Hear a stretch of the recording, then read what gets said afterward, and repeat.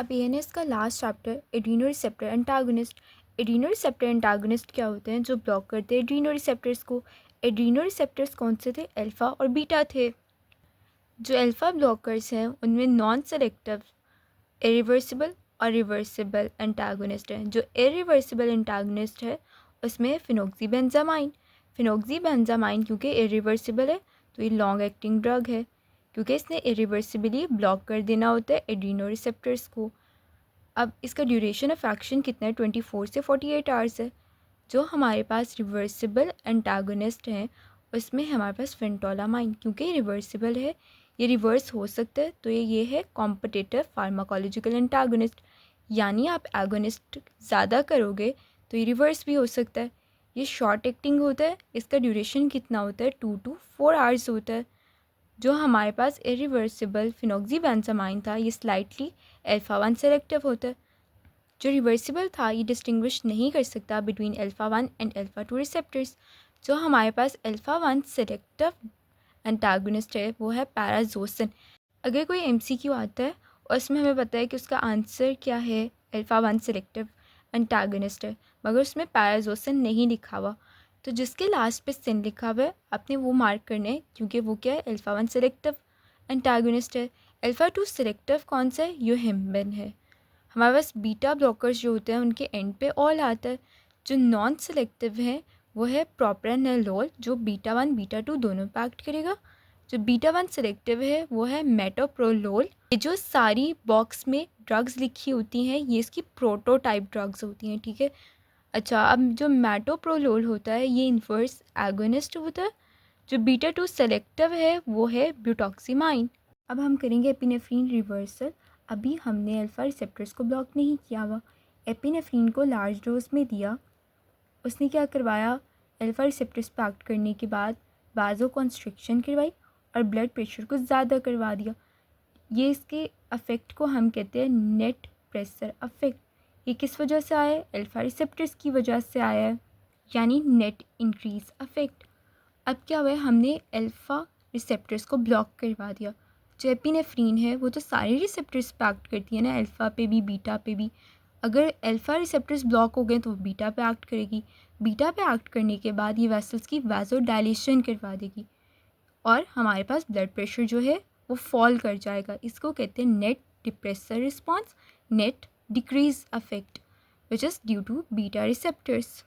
यानी ये क्या हुआ है? एपिनेफ्रीन रिवर्स हो गया। एपिनेफ्रीन रिवर्सल इसको कहते हैं जब हम उसको अल्फ़ा ब्लॉक कर देते हैं, ठीक है। अब देखो जो फिनाइलेफ्रीन था वो क्या था? अल्फ़ा 1 सेलेक्टिव एगोनिस्ट था। उसका काम क्या था? वाजो कंस्ट्रिक्शन करवाना, ब्लड प्रेशर ज़्यादा करवा देना, उसकी वजह से नेट प्रेशर इफेक्ट आता था। मगर अब हमने अल्फ़ा को ब्लॉक कर दिया तो क्या होगा?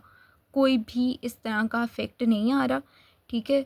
मतलब डिप्रेसर इफेक्ट नहीं आ रहा। क्यों नहीं आ रहा है? क्योंकि जो फिनाइलेफ्रीन है वो बीटा पे तो एक्ट नहीं करती ना। एपिनेफ्रीन रिवर्सल क्या था कि जो एपिनेफ्रीन की वजह से प्रेशर इफेक्ट आ रहा था वो कन्वर्ट हो जाता है ब्लड प्रेशर लोअरिंग इफेक्ट में। क्यों? क्योंकि हम उसको अल्फ़ा ब्लॉक कर दे रहे थे, जिसकी वजह से क्या होता है कि बीटा 2 वाजो डायलेशन करवा देता है। इंट्रिंसिक सिंपैथेटोमाइमेटिक एक्टिविटी क्या है? हमारे जो पार्शियल एगोनिस्ट होते हैं ना उनके पास इंट्रिंसिक सिंपैथेटोमाइमेटिक एक्टिविटी होती है। ये एमसीक्यू में पूछा जाता है कि कौन से होते हैं ड्रग्स जिनके पास इंट्रिंसिक सिंपैथेटोमाइमेटिक एक्टिविटी होती है। वो पिंडोलोल है और एसी ब्यूटोलोल है। उसके बाद है मेम्ब्रेन स्टेबलाइजिंग एक्टिविटी। इसको हम लोकल एनेस्थीसिया एक्शन भी कहते हैं। ये हमारे पास बीटा ब्लॉकर्स की वजह से आता है। ऑर्थोस्टैटिक हाइपरटेंशन क्या है कि जब हम अपराइट पोजीशन में होते हैं ना तो हमेशा महसूस होता है कि हमारा ब्लड प्रेशर कम हो गया है, ठीक है। इसको हम ऑर्थोस्टैटिक हाइपरटेंशन कहते हैं। ये किस वजह से हो सकता है? या तो वेनस पूलिंग हो गई है अल्फ़ा ब्लॉकर की वजह से, या ब्लड वॉल्यूम ही इनएडिक्वेट है, ठीक है, क्योंकि आपका बहुत ज़्यादा ब्लड लॉस हो चुका है इस वजह से, या एक्सेसिव डायूरेसिस है उस वजह से। पार्शियल एगोनिस्ट क्या होते हैं? इनकी क्या होती है? इंट्रिंसिक सिंपैथेटोमाइमेटिक एक्टिविटी होती है और हमारे पास फुल एगोनिस्ट की प्रेजेंस में ये एक्ट करते हैं as a full antagonist. Phaeochromocytoma क्या होता है? एक ऐसा ट्यूमर होता है जो रिलीज़ करता है बहुत ज़्यादा मैसिव एपिनेफ्रीन और एपिनेफ्रीन सर्कुलेशन में। अब इसके अफेक्ट पढ़ने हैं। अब ये देखो, सबसे पहले हम नॉर्मल इफेक्ट देख रहे हैं जो अल्फ़ा एगोनिस्ट की वजह से आ रहा था। अल्फ़ा एगोनिस्ट क्या करता था, वास्कुलर टोन को ज़्यादा कराता था, वाजो कंस्ट्रिक्शन करवाता था, आर्टीरियल प्रेशर जो है वो ज़्यादा हो जाता था। अब क्योंकि ब्लड प्रेशर ज़्यादा हो गया तो एक पैरारिसेप्टर रिफ्लेक्स होता था और ब्रेडिकार्डिया हो जाता था। अब हम क्या दे रहे हैं, अल्फ़ा ब्लॉकर्स दे रहे हैं। ठीक है, हमने नॉन सेलेक्टिव अल्फ़ा ब्लॉकर्स दिए। कौन से थे? फिनॉक्सीबेंजामाइन था, फिनाटोलामाइन था। उन्होंने क्या किया, वास्कुलर टोन जो है वो कम करवा दी। ठीक है, क्योंकि बिल्कुल ऑपोजिट उसका इफेक्ट देगा, ब्लड प्रेशर भी कम हो गया और रिफ्लेक्स क्या होगा, हमारे पास टेकीकार्डिया होगा। अब जो सेलेक्टिव ड्रग्स होती हैं लाइक अल्फ़ा 1, ठीक है, उन्होंने क्या किया, वास्कुलर टोन को कम करवाएंगी। ठीक है, वही क्योंकि ऑपोजिट इफेक्ट होगा, उसको ब्लॉक कर रहा है ना, इसलिए। और आर्टीरियल वेनस प्रेशर भी कम हो जाएगा, तो इसमें मच लेस टेकीकार्डिया होता है। एपिनेफ्रीन रिवर्सल का वही लिखा हुआ है जो मैंने बताया था। एपिनेफ्रीन क्योंकि अल्फ़ा बीटा दोनों पे एक्ट करते हैं, इसलिए एपिनेफ्रीन रिवर्सल आता है। जो हमारे पास फिनाइलेफ्रीन और नॉरएपिनेफ्रीन होती है वो बीटा 2 पे एक्ट नहीं करती, इस वजह से इसका रिवर्सल इफेक्ट नहीं आता है। अब clinical uses non selective alpha blockers के वो कौन से थे, फिनॉक्सीबेंजामाइन था, फिनाटोलामाइन था। अब हमें एक सिनेरियो आता है कि एक पेशेंट है, उसको बहुत ज़्यादा हाइपरटेंशन है और उसका ब्लड वॉल्यूम जो है वो बहुत ज़्यादा कम है, और ना उसके अंदर एक ट्यूमर है जो बहुत ज़्यादा नॉरएपिनेफ्रीन एपिनेफ्रीन रिलीज़ कर रहा है और हमने उसकी सर्जरी करनी है। तो हम उसको क्या देंगे, सर्जरी से पहले हम उसको फिनॉक्सीबेंजामाइन देंगे प्रिपरेटरी फेज़ में। फिनॉक्सीबेंजामाइन क्या करेगा, वो रिवर्सिबली उनको जाके ब्लॉक कर देगा और नॉरएपिनेफ्रीन एपिनेफ्रीन जो है वो रिलीज़ नहीं होगा। फिनाटोलामाइंस को समटाइम्स यूज़ करते हैं ड्यूरिंग सर्जरी। तो फिनॉक्सीबेंजामाइन है वो सेरोटोनिन रिसेप्टिंग ब्लॉकिंग इफेक्ट भी देता है। इसको हम कार्सिनोइड ट्यूमर में यूज़ करते हैं। कार्सिनोइड ट्यूमर्स क्या होता है, स्लो ग्रोइंग एंडोक्राइन ट्यूमर होता है। और मैस्टोसाइटोसिस में यूज़ करते हो। मैस्टोसाइटोसिस क्या है, मैस्ट सेल्स जो होते हैं ना वो बहुत ज़्यादा हो जाते हैं, उसको मैस्टोसाइटोसिस कहते हैं। ठीक है, लोकल इन्फिल्ट्रेशन क्या है कि हमारे पास अगर स्पेसिफिक एरिया में हम चाहते हैं ना नम्बनेस हो जाए या फिर वहाँ सारी सेंसेशंस जो हैं वो लॉस्ट हो जाएं, तो हम उसको अल्फ़ा एगोनिस्ट देते हैं सच एज नॉरएपिनेफ्रीन। तो उसको स्वेयर टिश्यू इस्कीमिया हो जाएगा, नेक्रोसिस हो जाएगा।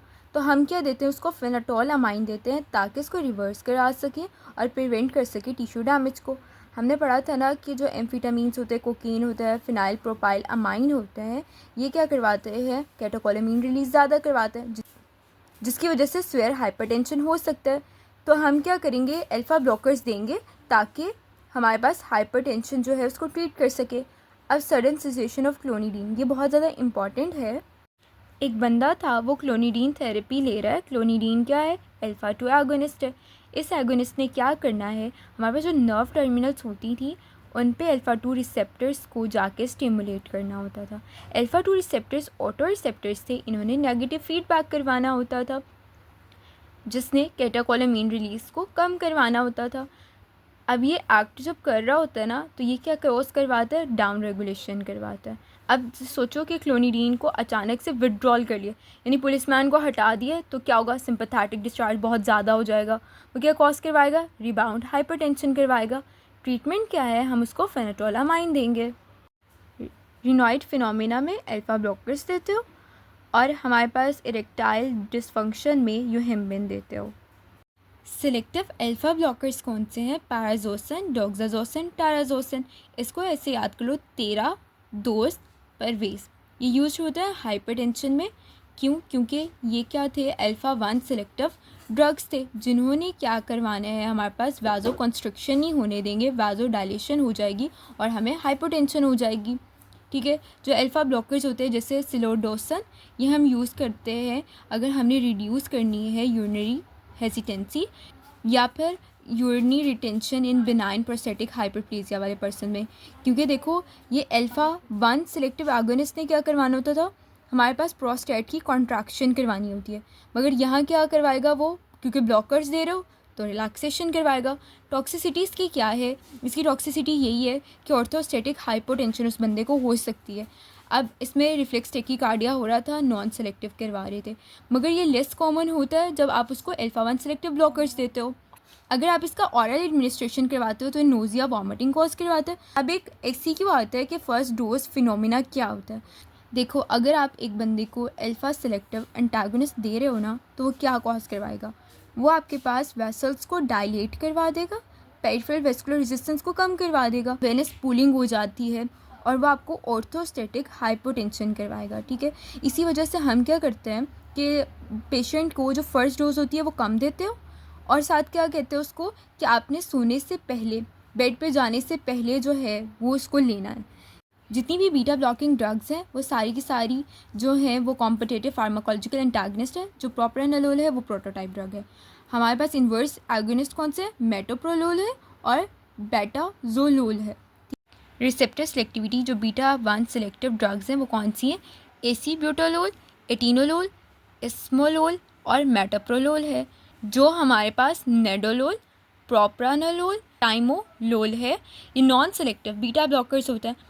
उन्होंने ये कहा है कि जो हमारे पास बीटा 1 सेलेक्टिव ड्रग्स हैं वो स्टार्ट होती हैं with the letter A and M, और जो बीटा ब्लॉकर्स वाली हैं वो स्टार्ट होती हैं with the C। Labetalol and carvedilol जो है वो हमारे पास combined alpha and beta blocking action देते हैं। ढूंढने को लबना भी कहते हैं ना, तो इस तरह याद कर लो, लबने के लिए कार में दिल तक गया, वो वेसल से जा रहे हैं तो वेस्कुलर रेजिस्टेंस पे भी अफेक्ट करेगा, और दिल तक जा रहे हैं तो कार्डिक आउटपुट पे भी अफेक्ट करेगा, यानी दोनों पे इसका अफेक्ट होता है। पार्शियल एगोनिस्ट एक्टिविटी यानी उनकी इंट्रिंसिक सिंपैथोमाइमेटिक एक्टिविटी होती है। इसमें 2 ड्रग्स आते हैं, पेंडोलोल और एसीब्यूटोलोल। इसको यूज़ करते हो एस्थमा की ट्रीटमेंट के लिए। आप जो प्रोप्रानोलोल है वो क्योंकि फुल एगोनिस्ट है उसको एस्थमा में यूज़ नहीं करोगे, वो बहुत ज़्यादा स्वेयर हो जाएगा। लोकल एनेस्थीसिया एक्टिविटी, इसको मेम्ब्रेन स्टेबलाइजिंग एक्टिविटी भी कहते हैं। अब ये देखो कि इसको आप टॉपिकली यूज़ कर रहे हो, एनेस्थीसिया ये करा रहा है, ठीक है, तो यानी सारे रिफ्लेक्सेस लॉस्ट हो जाएंगे, डिक्रीज़ हो जाएंगे। और क्या करवाएगा, क्योंकि इसको टॉपिकल यूज़ कर रहे हो, कॉर्नियल अल्सरेशन भी करा सकते हैं। मगर जो टाइमोलोल है ये यूज होता है ग्लाइकोमा के ट्रीटमेंट के लिए। इस पूरे बॉक्स में ये याद रखना है कि हमारे पास सबसे ज़्यादा short acting beta blocker drug कौन सी है, इस्मोलोल है। इसको हम सिर्फ IV देते हैं, इसको ऑरली नहीं देते, और ये बीटा 1 सेलेक्टिव है। ये एक इम्पॉर्टेंट MCQ है। अब ये देखो, यही बताया, इस्मोलोल जो है वो हम पारेंट्रीली देते हैं, इसको ऑरली नहीं देते।